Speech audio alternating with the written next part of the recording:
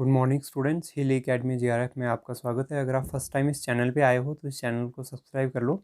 साथ में एक बेल आइकन का बटन दिख रहा होगा, उसको दबा लो, क्योंकि जैसे भी मेरी कोई नई वीडियो आएगी तो उसकी आपको नोटिफिकेशन मिल जाएगी। तो इस यूट्यूब चैनल पे आपको जो है यूजीसी नेट के लेक्चर्स मिलेंगे और उसमें डिस्क्रिप्शन में फ्री ऑफ कॉस्ट पीडीएफ भी मिलेगी। और अगर आपको कोई भी हेल्प चाहिए, जैसे आपको old paper, solid old paper की पीडीएफ चाहिए या कोई भी चाहिए, तो आप हमें मेल कर सकते हैं। हमारी मेल एड्रेस है hillyacademia@gmail.com HILLYACADEMIA@gmail.com। तो हमारी जितनी भी सर्विसेज हैं वो फ्री ऑफ कॉस्ट हैं। आप लेक्चर को अच्छे से देखिए। अगर हमारे लेक्चर्स जो वीडियो लेक्चर्स हैं या हमारे चैनल को आप कुछ सजेशंस देना चाहते हो तो आप वो सजेशंस दे सकते हो। कमेंट सेक्शन में आप लिख सकते हो, हम ट्राई करेंगे आपको कमेंट का रिप्लाई करने का। या अगर कहीं आपको किसी टॉपिक में कन्फ्यूज़न है तो आप वो भी हमें सजेस्ट कर सकते हो। आज के लेक्चर में हम करेंगे गांधी जी, मोहनदास करमचंद गांधी। गांधी जी का टॉपिक जो है तो ये बहुत इंपॉर्टेंट टॉपिक है, इसमें बहुत सारे क्वेश्चंस पूछे जाते हैं। तो गांधी जी का हम ये पीडीएफ करेंगे, प्लस इसके साथ हम लोग जो जब ओल्ड पेपर्स करेंगे तो उसमें जितने भी गांधी जी के क्वेश्चन आएंगे 2009 से 2020 तक, उन सबको हम इकट्ठे से कवर कर लेंगे। तो इस पीडीएफ में हम गांधी जी के बारे में पढ़ेंगे, उनके वर्क्स क्या थे, वो जो जो इम्पोर्टेंट चीज़ें हैं उनके बारे में वो डिस्कस कर लेंगे।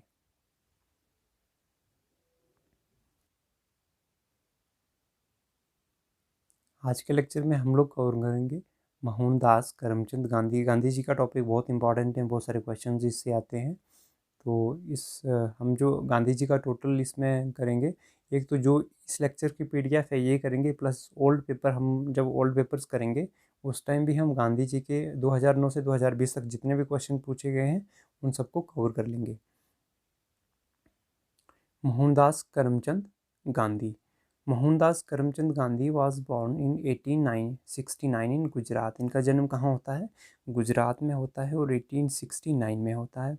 He was a great leader, thinker and social reformer. ये जो थे एक ग्रेट लीडर थे, सोशल रिफॉर्मर भी थे एंड एक थिंकर भी थे, पॉलिटिकल थिंकर भी थे, क्योंकि इनकी बहुत सारी जो गांधी जी के भी बहुत सारी यूनिवर्सिटीज़ ने गांधी जी पे कोर्स स्टार्ट कर दिया है, जिसको हम गांधीयन स्टडी कहते हैं। जैसे पॉलिटिकल साइंस एक सब्जेक्ट है, वैसे ही गांधीयन स्टडी जो है एक सब्जेक्ट बन गया है, क्योंकि गांधी जी का जो लिटरेचर है वो बाकी पॉलिटिकल थिंकर की तरह बहुत वास्ट है।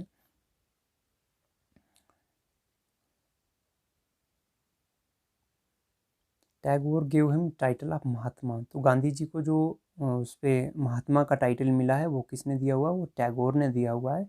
He was also known as Bapu. उनको बापू भी कहते हैं, हिंदी में बापू, फादर इंग्लिश में फादर कहते हैं, हिंदी में बापू कहते हैं। तो महात्मा गांधी जी को बापू भी कहा जाता है, इनका निकनेम है। और राष्ट्रपिता भी इनको कहा जाता है। राष्ट्रपिता का मतलब हो गया father of nation. He died in 1948। आज़ादी के एक साल के बाद इनकी जो है डेथ हुई थी 1948 में। नेल्सन मंडेला ने क्या कहा था? उन्होंने कहा था, Gandhi came to South Africa as a lawyer and return as a Mahatma. Mahatma का मतलब हो गया द ग्रेट सोल। तो जो इन्होंने कहा कि गांधी जी एज ए वकील जो थे साउथ अफ्रीका आए थे, लेकिन जब वो वहाँ से रिटर्न हुए तो वो क्या थे? एक महात्मा थे। महात्मा होता है जो दुनिया की जितनी भी सोर्स ऑफ एंटरटेनमेंट है वो उससे दूर होता है। वो एक, उसकी सोल जो है एक ग्रेट सोल होती है, तो उसको कहते हैं महात्मा। तो गांधी जी क्या थे? एक महात्मा थे। नेल्सन मंडेला ने कहा है, क्योंकि ये जब गांधी जी इंग्लैंड से उसकी लॉयर की पढ़ाई करके, वकील की पढ़ाई पूरी करके गुजरात आए थे, तो गुजरात से एक बिजनेसमैन थे साउथ अफ्रीका में। तो उन्होंने गांधी जी को कहा कि हमारे केसेस वगैरह वहाँ हेल्प करने के लिए आप चलिए। तो गांधी जी जॉब पे गए, कहाँ? साउथ अफ्रीका, एक गुजराती बिजनेसमैन के साथ। लेकिन जब उन्होंने वहाँ पे देखा, साउथ अफ्रीका में देखा कि जो इंडियंस हैं उनके साथ बहुत बुरा बर्ताव हो रहा है, तो उन्होंने क्या कर दिया? उन्होंने इंडियंस के राइट की डिमांड करना स्टार्ट कर दी। तो नेल्सन मंडेला जो हैं ये भी साउथ अफ्रीका के हैं। एक जैसे गांधी हैं हमारे थिंकर, वैसे ही ये थिंकर और लीडर भी हैं वहाँ के साउथ अफ्रीका के। तो इन्होंने कहा था कि Gandhi ji South Africa as a lawyer आए थे, लेकिन जब वापस आए तो एज ए महात्मा वापस गए India. Following are some of important point about him, उनके बारे में ये कुछ इम्पॉर्टेंट पॉइंट्स हैं।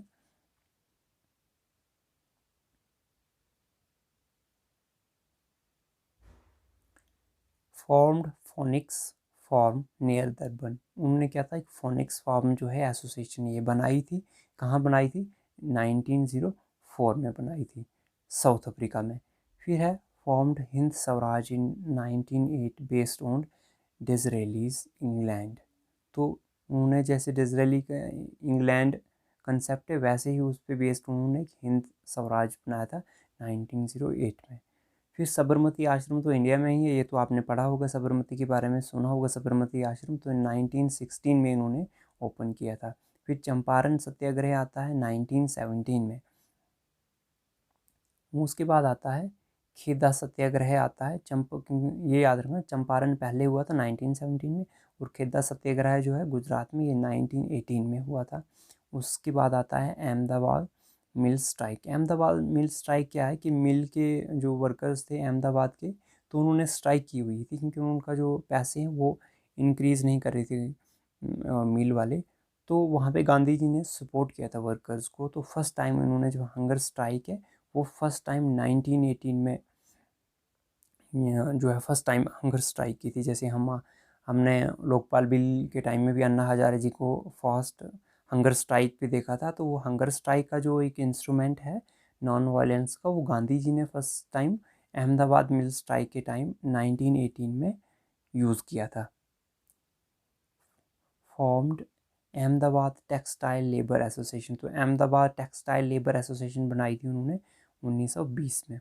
Rabindranath Tagore accorded him as Mahatma in, जो रविंद्रनाथ टैगोर थे, तो इनका हम लेक्चर कवर कर चुके हैं, अगर आपने नहीं देखा तो उस लेक्चर को आप कवर कर सकते हो, रविंद्रनाथ टैगोर का बहुत इंपॉर्टेंट लेक्चर है। तो रविंद्रनाथ टैगोर ने गांधी जी को टाइटल दिया था महात्मा। तो आपको क्वेश्चन पूछा जा सकता है कि गांधी जी को जो महात्मा टाइटल दिया है ये किसने दिया है, ये रविंद्रनाथ टैगोर जी ने दिया है। फिर आता है सिविल डिसोबीडियंस मूवमेंट हुआ था, फिर ये पहला मूवमेंट था जो गांधी जी के अंडर था, 1920 में मूवमेंट हुआ था। तो गांधी जी के अंडर जितने भी मूवमेंट हुए थे, तो ये इंडियन नेशनल कांग्रेस का ऐसा फर्स्ट मूवमेंट था जो गांधी जी की जिसकी लीडरशिप कर रहे थे। फिर वो जो गांधी जी प्रेसिडेंट बने थे कांग्रेस के 1924 में बेल्जियम में, और इसमें एक कंट्रोवर्सी थी कि यहाँ जब इलेक्शन हुआ था गांधी जी और बाकी उनका सुभाष चंद्र बोस का कन्फ्लिक्ट हुआ था, तो उसकी वजह से सुभाष चंद्र बोस जी ने फिर अपनी एसोसिएशन बना ली थी। ऑल इंडिया अनटचेबिलिटी लीग, ये भी इन्होंने बनाई थी 1932 में। फिर उसके बाद आता है मार्च 1933 में, ये 21 दिन का फास्ट रखते हैं, 20 days fast for self purification Harijan, ये जो है सेल्फ प्यूरिफिकेशन के लिए फास्ट रखते हैं। हरिजन्स का मतलब हो गया शेड्यूल कास्ट पीपल्स। फिर उन्होंने यंग इंडिया जो है एक एसोसिएशन बनाई थी।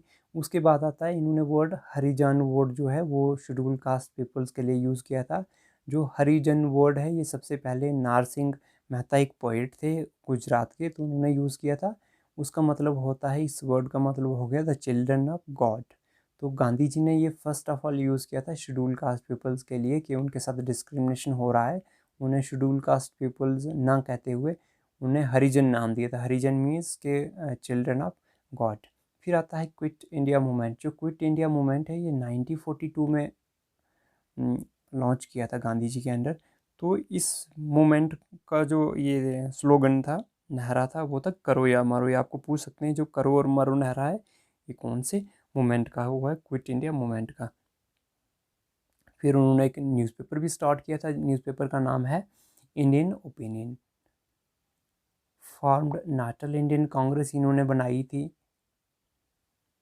फिर हम पढ़ेंगे वर्क्स, जो गांधी जी के वर्क्स हैं वो कौन कौन से। ऐसे तो गांधी जी ने बहुत वास्ट राइटिंग लिखी है, लेकिन जो मेन उनके वर्क्स हैं वो 3 हैं। कौन कौन से, एक हिंद स्वराज है 1909 में है, तो the story of my experiment with truth, the story of my experiment with truth, ये 1929 में लिखा था उन्होंने वर्क। फिर है की टू हेल्थ, ये है 1948 में। उसके बाद आता है बुक्स। बुक्स वाला पोर्शन जो है बहुत इंपॉर्टेंट है। अगर आप ओल्ड पेपर्स देखते हो तो आपको बहुत सारी बुक्स मिल जाएंगी जो उन्होंने यूजीसी वालों ने पूछी हुई हैं।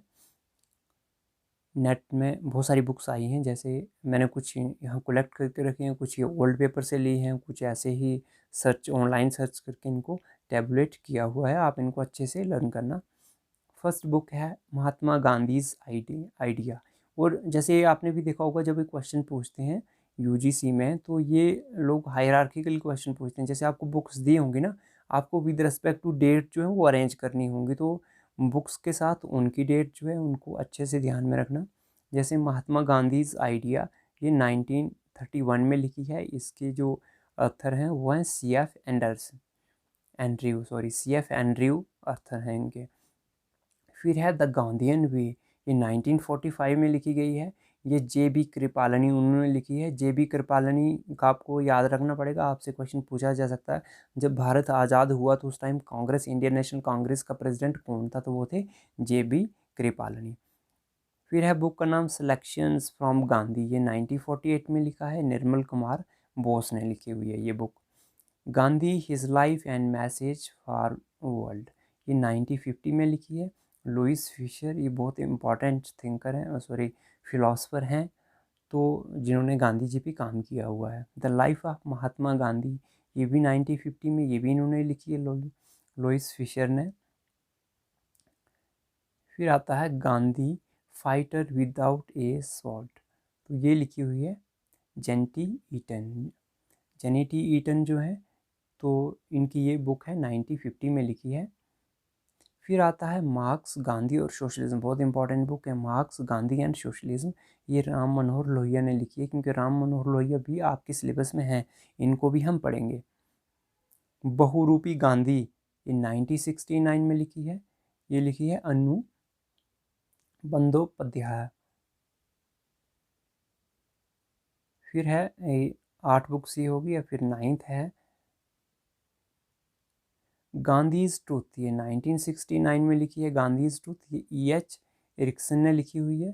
फिर है Gandhi the man, how one man change himself to the change of world, ये 1973 में लिखी है गांधी द मैन, ये लिखी है एकनाथ ईश्वरन। फिर in search of Gandhi, in search of Gandhi जो है ये 1982 में लिखी हुई है रिकॉर्ड एटनबर्ग। ये बहुत इंपॉर्टेंट बुक है, क्योंकि रिकॉर्ड एटनबर्ग जो है ये बहुत बार पूछे गया है नेट में, आप ओल्ड पेपर्स में चेक कर सकते हो। फिर है Gandhi prisoner of hope, Gandhi prisoner of hope ये 1989 में लिखी है।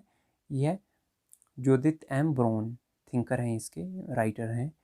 द गुड बोटमैन, बहुत पॉपुलर हुई थी ये बुक, द गुड बोटमैन, ये राजमोहन गांधी ने लिखी है, ये गांधी जी के पोते हैं। In search of Gandhi essay and reflection, ये 2002 में लिखी है, B.R. नंदा जी ने लिखी हुई है। फिर आता है Mohandas, a true story of man his people and an empire, ये 2006 में लिखी है, राजमोहन गांधी के द्वारा लिखी है ये भी। फिर आता है India after Gandhi the history of largest democracy, ये भी बहुत इंपॉर्टेंट बुक है, बहुत पॉपुलर हुई थी जब ये लॉन्च हुई थी 2007 में। ये रामाचंद्रा गुहा उन्होंने लिखी हुई है। तो ये थी 16 बुक्स। एक और बुक है 17 रीडिंग गांधी, 2012 में आई है। अनिल दत्ता मिश्रा, AD मिश्रा करके इसके राइटर हैं। फिर हम पढ़ेंगे कि गांधी जी पे कुछ मूवीज़ जो बनी थी तो वो कौन कौन सी मूवीज़ थी, उसके हम एक्टर्स भी देखेंगे, और इम्पॉर्टेंट मूवीज़ के जिनके एक्टर इम्पॉर्टेंट होंगे उनके एक्टर देखेंगे, जिनके डायरेक्टर इम्पॉर्टेंट हैं उनके डायरेक्टर्स देखेंगे। 9 Hours to Rama 1963 में मूवी लॉन्च हुई थी, JS कश्यप जो इसके एक्टर थे। फिर उसके बाद है गांधी 1982 में, ये बेन किंग्सले ने इसके एक्टर थे। डायरेक्टेड बाय रिकॉर्ड एटनबर्ग, क्योंकि रिकॉर्ड एटनबर्ग हमने अभी पढ़े ना ऊपर, उन्होंने इन सर्च ऑफ गांधी वो बुक भी लिखी हुई है रिकॉर्ड एटनबर्ग। तो ये मूवी इतनी पॉपुलर होगी 1982 में कि इसको 8 अवार्ड्स मिल गए। हे राम, ये आपने देखी होगी, हे राम 2000 में आई थी मूवी, नसरुद्दीन शाह जो थे इसके एक्टर थे। फिर है वाटर, ये 2005 में आई थी, मोहन जंगानी जो इसके एक्टर थे। फिर है लगे रहो मुन्ना भाई, ये दिलीप प्रभावलकर की मूवी है। तो लगे रहो मुन्ना भाई 2006 में आई थी। तो इस मूवी को जो है आपने देखा होगा, लगे रहो मुन्ना भाई, इसमें संजय दत्त जो थे वो हीरो थे, और गांधी जी का रोल जो किया था वो इन्होंने किया था, दिलीप प्रभावलकर। तो इसमें हीरोज़ मैंने मूवी के हीरोज़ नहीं लिखे हैं, मैंने उनका नाम लिखा है जिन्होंने गांधी जी की एक्टिंग की थी उस मूवी में। जैसे लगे रहो मुन्ना भाई में ये संजय दत्त की मूवी है, संजय दत्त इसमें एक्टर हैं, लेकिन मैंने उनका नाम लिखा है कि जिन्होंने गांधी जी का रोल किया था। फिर है गांधी माई फादर, 2007 में ये मूवी आई थी। ये दर्शन जारीवाला इसके एक्टर थे जिन्होंने गांधी जी का रोल किया था। फिर उसके बाद आई थी शंकर दादा जिंदाबाद, ये 2007 में आई थी। Bengali and remix of Munna भाई, जो मुन्ना भाई मूवी हमने ऊपर पढ़ी ये उसका बंगाली वर्जन था। ये भी इन्होंने, ये सेम एक्टर थे वहाँ भी, दिलीप प्रभावलकर।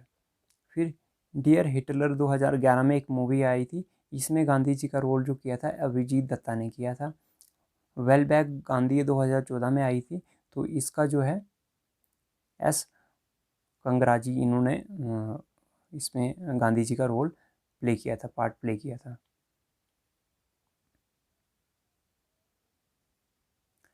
फिर आता है कि गांधी जी कौन कौन से थिंकर से इन्फ्लुएंस हुए थे। तो गांधी जी तो ऐसे तो बहुत सारे थिंकर से इन्फ्लुएंस हुए थे, और सबसे बड़ा जो उन पे उनके जीवन में जो बदलाव आया था वो भगवत गीता से आया था। तो और भी बहुत सारे थिंकर्स थे जिनको गांधी जी से जो जो गांधी जी जिनसे इन्फ्लुएंस हुए थे। Unto this last was the book of Ruskin, एक रुस्किन की बुक है ऑन टू दिस लास्ट। ये किस पे है, इकोनॉमिक सब्जेक्ट के है, इकोनॉमिक सब्जेक्ट पे ये बुक है, which influenced Gandhi very much. तो unto this last book जो है, इस गांधी जी ने इस बुक ने गांधी जी को बहुत इन्फ्लुएंस किया। This book was published in 1860, तो ये 1860 में जो है ये बुक पब्लिश हुई थी। This book was given by Henry Pollock. Henry Pollock जो है गांधी जी के साउथ अफ्रीका में फ्रेंड थे, उन्होंने ये गांधी जी को दी थी। और गांधी जी ने जब ये बुक पढ़ी, यानी जब इन्होंने दी, तो गांधी जी अपनी ट्रेन की जर्नी में थे, जो कहाँ से जा रही थी, जोहान्सबर्ग साउथ अफ्रीका से दरबन में जा रही थी। तो तब गांधी जी ने ये unto this last book पढ़ी थी। फिर उसके बाद आता है टोल्स्टॉयज़ वर्क है the kingdom of God is within you. तो ये the kingdom of God within you जो है, इससे भी गांधी जी बहुत इन्फ्लुएंस्ड हुए थे। एक तो किससे हुए थे, ऑन टू दिस लास्ट, फिर दूसरी आ गई ऑन टू दिस लास्ट किसकी थी, रस्किन की थी। फिर आता है the kingdom of God is within you, ये थी टोल्स्टॉय की।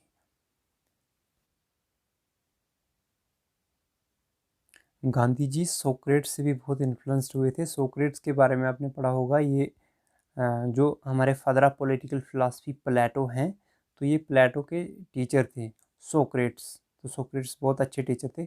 सोक्रेट्स ने खुद तो कुछ नहीं लिखा, ये भी एक पॉलिटिकल फिलासफर्स थे। सोक्रेट्स के बारे में हमें जो भी अगर कुछ जानने को मिलता है तो वो किससे मिलता है, प्लेटो से मिलता है। सोक्रेट्स के बारे में कुछ भी जो भी हमें मिलता है वो किससे मिलता है, वो हमें प्लेटो से मिलता है। तो प्लेटो ही सोक्रेट्स के बारे में बताते हैं कि सोक्रेट्स कैसे थे, क्या था, बिल्कुल प्लेटो ही कहते हैं। तो सोक्रेट्स कौन थे ये याद रखना पड़ेगा आपको, ये प्लेटो के टीचर थे। तो प्लेटो कौन थे, सोक्रेट्स के स्टूडेंट थे। ही ट्रांसलेटेड सोक्रेट्स वर्क, सोक्रेट्स का एक वर्क था जो प्लेटो ने ही लिखा है, लेकिन इसमें जो टीचिंग पूरी है वो किसकी है, सोक्रेट्स की है, जिस वर्क का नाम है एपोलॉजी। तो एपोलॉजी जो है वो गुजराती में इन्होंने ट्रांसलेट किया है, जिसका नाम रखा है सत्यावीर की कथा। ये एक वॉर पे जो है एपोलॉजी क्या है, एक जो वॉर हीरो है उस पे एक वर्क है। तो उस इसको गांधी जी ने ट्रांसलेट किया था, और इसका क्या नाम रखा था, सत्यावीर की कथा। ये भी एक पॉलिटिकल, उसमें साइंस के यूजीसी नेट के एग्जाम में एक बार पूछा गया है। Gandhi ji gave concept of passive resistance, Gandhi ji ने पैसिव रेजिस्टेंस का कंसेप्ट दिया था, जिसका मतलब होता है कि सरकार के खिलाफ अगर कुछ भी आप प्रोटेस्ट करोगे तो नॉन वायलेंस करोगे, यानी आप हंगर स्ट्राइक करो, यानी आप कुछ कर रहे हो तो अपने आप को ही कर रहे हो, सरकार को कुछ भी नॉन वायलेंस नहीं कर रहे हो। आपको जैसे आज के टाइम में हमें वायलेंस देखने को मिलता है, चाहे वो दिल्ली हो, चाहे वो किसी वेस्ट बंगाल हो, कोई भी स्टेट हो, तो वहाँ वायलेंस देखने को मिलता है सरकार के खिलाफ। तो गांधी जी ने कहा है कि जो अगर आप सरकार के खिलाफ करना चाहते हो प्रोटेस्ट, तो पैसिव रेसिस्टेंस होनी चाहिए, वो नॉन वायलेंस से होना चाहिए। सत्याग्रह होना चाहिए, नॉन कोऑपरेशन होनी चाहिए कि आप जो क्या करो, गवर्नमेंट को कोऑपरेट मत करो, लेकिन आप वायलेंस कभी भी यूज़ नहीं करो। He borrowed this concept from Henry David Thoreau's work. H D. Thoreau जो है उनका वर्क है on the duty of civil disobedience. तो यहाँ से इन्होंने अपना वर्क लिया था। कौन कौन सा? सत्याग्रह हो गया, पैसिव रेजिस्टेंस हो गई, नॉन कोऑपरेशन हो गई। तो ये कहाँ से लिया था? On the duty of civil obedience से लिया था उन्होंने। तो ये था सब गांधी जी के बारे में। अब इसके बाद हम इस पीपीटी के बाद अब हम कभी जब भी ओल्ड पेपर्स करेंगे तो उसमें गांधी जी के जितने भी क्वेश्चन होंगे उनको सबको हम इकट्ठा करके पढ़ लेंगे। तो गांधी जी का जो हमारा टॉपिक है वो बिल्कुल कवर हो जाएगा। इस पीपीटी को आप अच्छे से देखना। डिस्क्रिप्शन में आपको नोट्स भी मिल जाएंगे। हो सकता है नोट्स 3-4 दिन के बाद मिले, क्योंकि थोड़ा सा एडिटिंग का काम रहा है इंडियन पॉलिटिकल थाट के नोट्स में। तो जैसे वो काम फाइनल हो जाएगा तो मैं डिस्क्रिप्शन में आपको पीडीएफ के नोट्स भी प्रोवाइड कर दूंगा इंडियन पॉलिटिकल थाट के। तो आप वहाँ से डाउनलोड करके पढ़ सकते हो। तो आप अगर मेरी वीडियो बनाने के लिए कुछ भी अगर सजेशन आप दे सकते हो तो आपका बहुत धन्यवाद। आप कमेंट करके सजेशन दे सकते हो। तो जितने भी बच्चे इस वीडियो को देख रहे हैं, एटलीस्ट अगर आपको अच्छी लग रही है तो आप लाइक कर देना, ताकि मेरे को पता लग जाए इतने बच्चे वीडियो देख के पढ़ रहे हैं। अगर आपको अच्छी नहीं लग रही है तो आप डिसलाइक कर देना, ताकि मेरे को पता लगे कि मेरी वीडियो अच्छी नहीं लग रही है लेकिन फिर भी किसी ने देखी थी। तो आपका बहुत बहुत धन्यवाद। Thank you. Best wishes for your GRF journey. तो आप हार्ड वर्क कीजिए, आप ज़रूर कामयाब होंगे। यूजीसी नेट का कोई एग्ज़ाम उतना ज़्यादा भी टफ नहीं है जितना कि लोग समझ रहे हैं। हमारे स्टूडेंट्स यूजीसी नेट को की प्रिपरेशन करने वाले स्टूडेंट जितना समझ रहे हैं, जितना डर रहे हैं, उतना यूजीसी नेट का एग्ज़ाम कोई ज़्यादा टफ नहीं है। जीआरएफ करके जो आपकी लाइफ है, जितना आपको फाइनेंशियल सपोर्ट गवर्नमेंट देती है, तो उसको तो मैं जन्नत वाली ही लाइफ कहूँगा। सो प्लीज़ अच्छे से पढ़िए और अपना जीआरएफ क्वालिफाई कीजिए।